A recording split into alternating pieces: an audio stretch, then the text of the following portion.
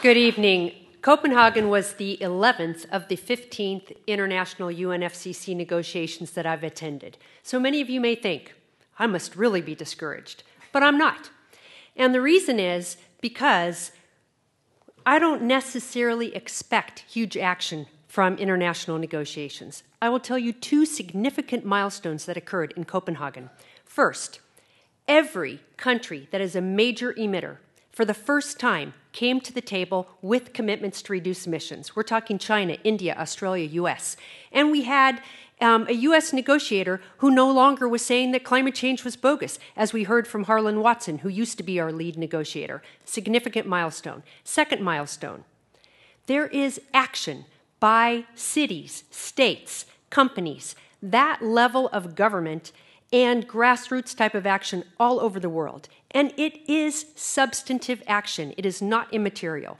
You had over 100 major cities there, the mayors of Berlin, of LA, of Johannesburg, of Paris. And their cities are not just making political commitments, they're actually reducing emissions, counting them, measuring them, and evaluating their progress. Then you have states like California, provinces like Manitoba, other provincial levels of government all over the world that are pushing the edge of the envelope and are the laboratories for the action that is going to guide our good national or international action, right? Because if you look at what the EU did most recently, you know, the carbon trading scheme that was put into place didn't really result in much carbon reduction. So there was a lot of lessons to be learned there. And it's our cities and states that are actually putting things into place and creating the laboratories that we can learn from.